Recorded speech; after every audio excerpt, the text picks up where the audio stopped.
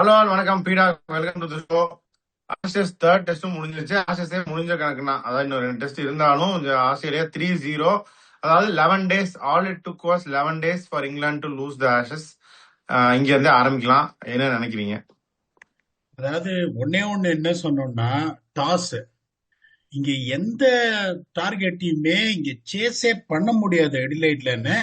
But unfortunately toss உங்க control இல்ல. And then you cannot give any kind of a reason that you lost because of the toss. You know that எந்த டார்கெட்டுமே இங்க chase பண்ண முடியாது. அது வந்து அவங்க இவ்வளவு தூரம் ஃபோர்த் இன்னிங்ஸ்ல ரன் அடிச்சாங்கன்றதுனால உங்களுக்கு வந்து சொல்லுவேன், அவன் 220 ரன் அடிச்சிருந்தாலும் இவங்க க்ளோஸ். இப்ப மோஸ்ட் இம்பார்ட்டன்ட் திங் இங்க வந்து என்ன சொன்னோம் அப்படின்னா, நீங்க எப்படி ஆடணும் இங்க.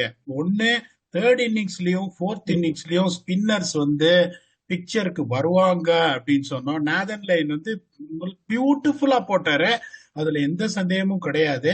இப்ப மோஸ்ட் இம்பார்ட்டன்ட் திங் இதுல என்ன சொன்னோம்னா, இங்க ஓடி ஓடி உழைக்கணும். இங்க வந்து நீங்க பவுண்டரிஸ் அடிக்க முடியாத அடிலைட்ல உங்களுக்கு இவங்க என்ன பண்ணுவாங்க, உங்களுக்கு ஃபுல்லர் லென்ஸா போடுவாங்க, மேல போட்டு ஆட விடுவாங்க. மேல டவுன் த கிரவுண்ட் பவுண்டரிஸ் ரொம்ப ஹெவியா இருக்கும்னு. இப்ப கவாஜா பாருங்க, Khawaja luckily got into the team because of Steve Smith injury. First இன்னிங்ஸ்ல ஒரு வைட்டல் 82 அடிச்சாரு. அதுல only 40 runs in boundaries, 10 boundary, 39%. அதுக்கப்புறம் ஃபர்ஸ்ட் இன்னிங்ஸ்ல அலெக்ஸ் கேரி வந்து ஒரு கேம் டிஃபைனிங் 106 அடிச்சாரு. ஒரு கான்ட்ரோவர்சி வந்து 72ல அவர் இருக்கும்போது ஸ்னிக்கோ, அந்த ஸ்னிக்கோ பத்தி நான் சொல்லிட்டே இருப்பேன், நான் ஒரு டெக்னாலஜி தெரிஞ்ச ஆளு. அது வந்து அந்த ஒரு சில சமயம் கை கொடுத்துரும்னு. But don't take anything away from Carey. 72ல சான்ஸ் கிடைச்சது, 106 அடிச்சாரு. 8-4 ஒரு 6, that is 38 runs in boundaries out of 106 runs, 35% தான். செகண்ட் இன்னிங்ஸ்ல டிராவிஸ் ஹெட் பாருங்க, டிராவிஸ் ஹெட் எப்படி ஆடுவார்னு உங்களுக்கு தெரியும். 170 அடிச்சாரு, only 76 runs in boundary, that is 44%. திருப்பியும் அலெக்ஸ் கேரி வந்து 72 out of which only 24 runs in boundaries, 30%. இதுதான் வந்து நீங்க எப்படி அடாப்ட் பண்றீங்க கண்டிஷன்ஸ்ங்கிறதுக்கான கிளாசிக்கல் எக்ஸாம்பிள். இப்ப இங்க பாருங்க, நாதன் லயன் வந்து 5 விக்கெட் எடுத்தாரு. ஃபர்ஸ்ட் இன்னிங்ஸ்ல 26 ஓவர்ல 70 ரன்ஸ் 2 விக்கெட்ஸ். செகண்ட் இன்னிங்ஸ்ல 25 ஓவர்ஸ் 77 ரன்ஸ் 3 விக்கெட்ஸ். இப்ப அவங்க என்ன பண்ணாங்க, எக்ஸ்ட்ரா பேட்ஸ்மேன் எடுத்துட்டு போனா பெட்டரா இருக்கும்னு சொல்லிட்டு பிளேட் வில் ஜாக்ஸ்.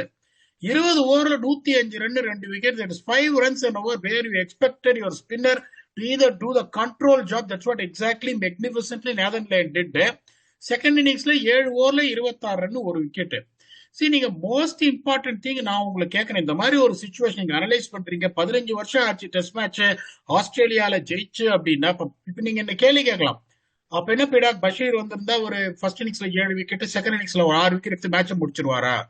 அதை நான் சொல்ல வரல. ஒரு ஒன் டைமென்ஷனல் அட்டாக்கர் டிகோட் பண்ணிட்டாங்க. ஆர்ச்சர் வந்து வேகமா போடுறாரு, வேகமா அடிக்கிறாங்க. ஜாஷ் டங்க கொண்டு வந்தாங்க, அவரும் ஒரே மாதிரி போடுறாரு.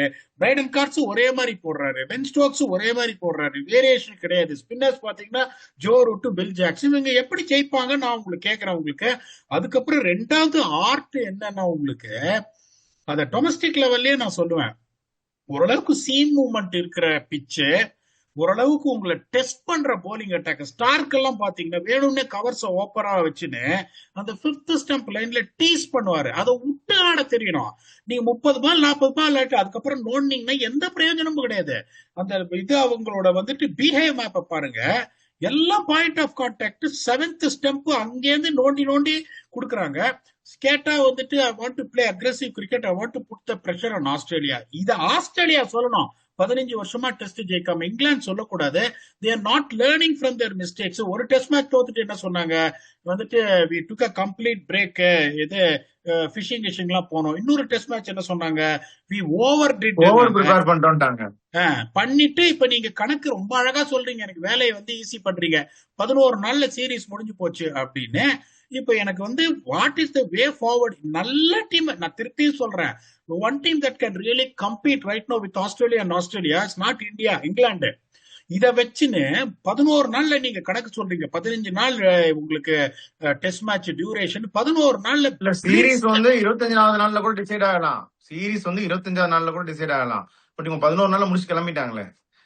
இல்ல, இப்ப நான் என்ன சொல்றேன்னா, அதுக்கப்புறம் பென் ஸ்டோக்ஸ் என்ன சொல்றாருன்னா, this is one probably the best test matches. We really put a fight on. There is a lot of cricket to play in the next two test matches. Abdine, lot of cricket left to play. That is very good here. Are you going to change your approach? Point number one. ரெண்டாவது, நீங்க அந்த இதுக்கு தகுந்த மாதிரி இப்ப எப்படி யோசிப்பாங்கன்னா, அந்த rule இங்கேயே எடுத்துட்டு வராங்க போல இருக்கு. ஆஃப் ஸ்பின்னர் வந்து போடக்கூடாது ரைட் ஹேண்டர்ஸ்க்கு அப்படின்னு சொல்லிட்டு. இப்ப பஷீர் இருந்தா ஒரு வெரைட்டி இருக்கும் அவங்க அட்டாக்ல. வெரைட்டியே இல்ல அட்டாக்ல. எல்லாம் வந்து குத்துன்னு குத்துறாங்க. அதுக்கப்புறம் என்ன பண்ணிட்டாங்க, ஆஸ்திரேலியாக்கு ஃபீல்ட ஸ்ப்ரெட் பண்ணிட்டாங்க. நீங்க ஃபீல்ட ஸ்ப்ரெட் பண்ணா அவங்க பியூட்டிஃபுல்லா கவலையப்படாம ஹெட் ஆகட்டும், கேரியா இருக்கட்டும், எல்லாம் இருக்கட்டும், அப்படியே தள்ளி ஒண்ணு ஆடுறாங்க. அவங்க ஒண்ணு சொல்றதுக்கு எதுவுமே இல்ல. ஒரு காம்படிஷன். இப்ப 87 ரன்ல டெஸ்ட் தோத்தாங்க. High chase 4th innings. ஆனா நீங்க என்ன நினைப்பீங்க, டெஸ்ட் மேட்ச் க்ளோஸ் எல்லாம் கிடையாது. ஃபர்ஸ்ட் டே முடிச்ச உடனே டெஸ்ட் மேட்ச் முடிஞ்சு writing on the wall for England.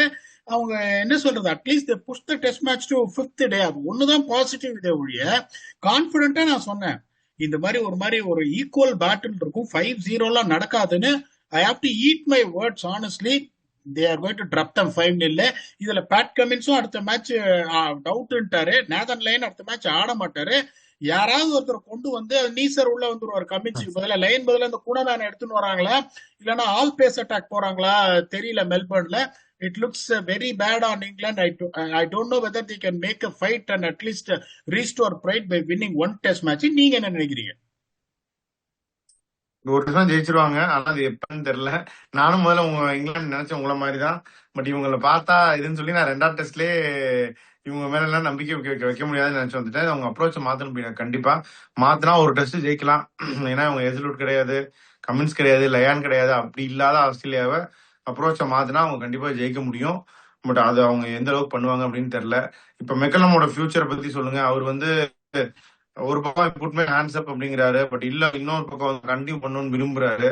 இத நீங்க என்ன நினைக்கிறீங்க? இதுல நினைக்கிறதுக்கு என்ன இருக்கு, எனக்கு என்ன சொல்றதுன்னே எனக்கு தெரியல. நான் உங்களை இன்னும் ஒரே ஒரு கேள்வி கேக்குறேன். இந்த மாதிரி ஒரு ரிசல்ட் T20 ஓடி டெஸ்ட்ல ஒரு 2 வருஷமா வந்தவன் எல்லாம் ஏறி நொறுக்கிட்டு போனவங்களன்னா, இது வந்து ஒரு இந்தியாவுக்கு நடந்ததுன்னா, இப்ப நம்மளே வந்து கௌதம் கம்பீர நம்மளோட ஃபீட்பேக்ஸை நம்ம சொன்னோம். இந்த மாதிரி உங்களுக்கு வந்துட்டு ஒரு இந்தியா மாதிரி ஒரு நேஷன்ல கிரிக்கெட் நடந்ததுன்னா, கௌதம் கம்பீர் மாதிரி ஒருத்தர் ஒரு 6 மாசம் சர்வைவ் ஆயிருப்பாரு நீங்க நினைக்கிறீங்களா? That is the only question I am putting towards you. அதான் அது ரொம்ப அன்ஃபேர் தான். நம்ம ரொம்ப சில சமயம் ரொம்ப கிரிட்டிக்கலா இருக்கும், நம்ம உட்பட ரொம்ப சென்சிட்டிவா இருக்கும். அது ஏன்னா because we love the game so much in India. அவ்வளவு பேஷன் நம்ம எல்லாருக்கும் அப்படிங்கிறப்ப ரொம்ப பர்சனலா எடுத்துக்கிறோம். இந்தியா தோத்தா நம்ம தோத்த மாதிரி அப்படின்னு நினைக்கிறோம். அதனால உடனே கிரிட்டிசைஸ் பண்றோம், உடனே நம்ம வந்து இது பண்றோம். பட் அங்க வந்து அவங்க ஜாலியா எடுத்துட்டு இது வந்து ரொம்ப நீங்க சொல்ற மாதிரி ஒரு ஜெயிக்கணுங்கிற ஒரு வெறியே இல்ல. இது எப்படி விடக்கூடாது, இதை விடாம நம்ம டிக்கின் இந்த மேட்சை விடக்கூடாதுடா அப்படின்ற ஒரு அப்ரோச்சே இருக்கிற மாதிரி தெரியல போயிடுவாங்க. நான் என்ன சொல்றேன்னா, நான் திருப்பியும் சொல்றேன் உங்களுக்கு, I am bringing my experience. இதை ஒரு 100 தடவை சொல்லியிருப்பேன் வியூவர்ஸ்ட. இப்ப நான்லாம் எப்படின்னா, தோத்ததை ரொம்ப ரிஃப்ளெக்ட் பண்ண, தோத்ததை ரொம்ப நீங்க மனசுல எடுத்துட்டீங்கன்னா தான் அடுத்தது நீங்க ஜெயிக்க முடியும். ஓகே, அந்த 2014 டெல்லி டேர் டெவில்ஸ் அவ்வளவு பேடான டீம் எல்லாம் கிடையாது சார். என்னென்னமோ பண்ணி பார்த்தோம். கேரி கஸ்டன் ஹெட் கோச் தொடர்ந்து தோத்திலே இருந்த ஒரு மேட்ச் கூட ஜெயிக்க முடியல. ஃபர்ஸ்ட் துபாயில நடந்தது எலெக்ஷனுக்காக, 5ல் 2 மேட்ச் ஜெயிச்சு ஓரளவுக்கு ஒரு டீசென்டா இருந்தது. Last 9 in a row. என்னென்னமோ பண்ணி பார்த்தோம். அவ்வளவு ஒன்றும் மோசமான டீம் கிடையாது. மனசு வலியோட திரும்பி போனோம். நீங்க எப்படி யோசிக்கணும்னா, தோக்கிறது எல்லாருமே தோத்துதான் வந்துட்டு நாளைக்கு ஜெயிப்பான். தோக்குறவன் தான் நிறைய கத்து ஜெயிப்பான். நீ தோத்துட்டு எக்ஸ்பிளனேஷன் எக்ஸ்கியூசஸ் எப்படி கொடுக்குறியோ ஃபார் யுவர் லாசஸ், அடே இது இந்த மாதிரி ஆயிடுச்சு. இப்ப அவர் என்ன சொல்றாரு, I need to find a way, that is an art to win the toss. I have to just probably find a way to win the toss அப்படின்றாரு. அப்படி பாத்தீங்கன்னா 20 ஓடிஐல தொடர்ந்து 20 ஓடிஐ டாஸ் தோத்த இந்தியா வந்து இதை சொன்னாங்களா உங்களுக்கு? Credit has to be given where it is due. நிறைய important toss match most of the times decides on the toss. 40% India toss தோத்து ஜெயிச்சிருக்காங்க. டாஸ் நீ டிபெண்ட் பண்ணி நீ வந்து இது பண்ணினா அதுல பாயிண்டே கிடையாது. அன்பார்ச்சுனேட்லி ஒரு 2 பவுண்டரி அடிச்சா இது எப்படின்னா, இப்போ இதுல வந்து போலிங் போது ஸ்லோ பால் ஆயிடுறாங்க.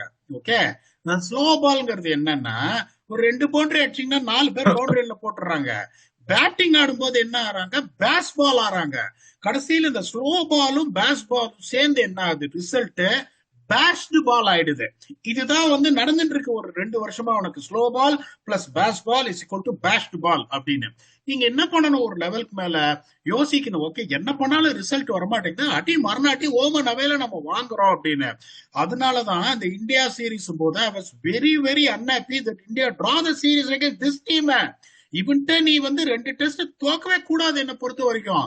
அதுதான் எனக்கு ஒரு வருத்தம். இப்ப பாத்தீங்கன்னா ஆஸ்திரேலியா வந்து 100% வின் ரெக்கார்டோட இருக்கான். இப்ப நியூசிலாந்து அந்த வெஸ்ட் இண்டீஸை தோக்கடிச்சிட்டான், அவனும் மேல இருக்கான். பாகிஸ்தான் இருக்கான் இந்தியாவோட மேல. நீங்க வந்து இங்கிலாந்துல போயிட்டு என்னோட எக்ஸ்பெக்டேஷன் 4 டெஸ்ட் மேட்ச் இந்தியா ஜெயிப்பாங்க அப்படின்னு, 2 டெஸ்ட் மேட்ச் தோத்துட்டு 2 மேட்ச் டெஸ்ட் மேட்ச் தான் ஜெயிச்சிருக்காங்க. அப்படிங்கும் போது that is going to put lot of pressure on India. To be very honest with you, அந்த இந்தியா நியூசிலாந்து சீரிஸ் தான் உங்களுக்கு டிசைட் பண்ணும். இவங்க வந்து ஆனஸ்ட்லி ஸ்பீக்கிங், இப்ப ஜாக் ராலி கடைசி 2 மேட்ச் அடிச்சிட்டாரு. ஒரு ஸ்டார்ட் நான் பார்த்தேன், அதாவது மினிமம் 100 இன்னிங்ஸ் ஆடிட்டு 30 ஆவரேஜ் டெஸ்ட் ஹிஸ்டரியிலேயே வச்சிருக்கிற லோயஸ்ட் ஆவரேஜ் ஜாக் ராலின். அதையும் நீங்க பாத்திருப்பீங்கன்னு நினைக்கிறேன், ஏன்னா நீங்க ஆமோதிக்கிறீங்க கையாட்டி.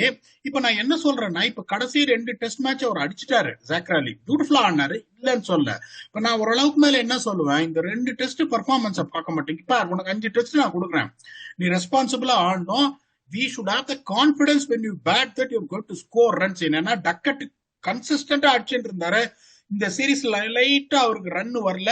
அந்த ஒலிபோப்பும் அதே மாதிரிதான், ஒன்னும் ரன் அடிக்கல அந்த ஒலிபோப்பும்.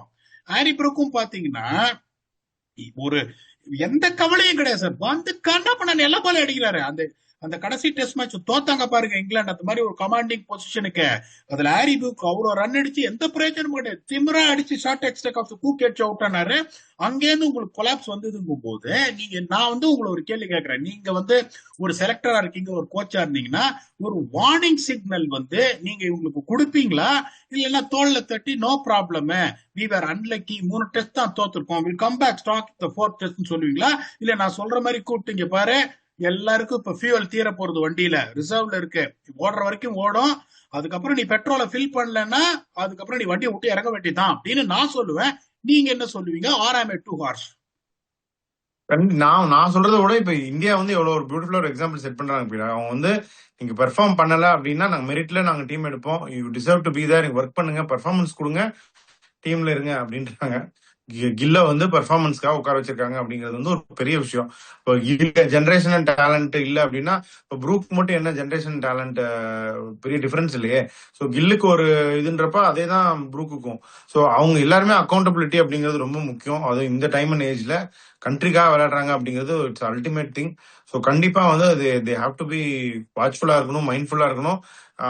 India are setting an example in that. இவங்களும் வந்து கண்டிப்பா அந்த மாதிரி பண்ணணும் அப்படின்னு நான் நினைக்கிறேன். 2வது கேள்வி உங்களை கேட்கிறேன் சார், இவ்வளவு கிரிக்கெட் பாக்குறீங்க நீங்க, ஒரு டெஸ்ட் கிரிக்கெட்ல உங்களுக்கு ஒரு அட்டாக் வந்து பொட்டன்ட் அட்டாக் நான் எப்படி இருக்கணும் தெரியுமா? ஒரு போலர் ஆல் அவுட் அட்டாக்கிங்கா இருக்கணும், தட் இஸ் மிச்சல் ஸ்டார்க்.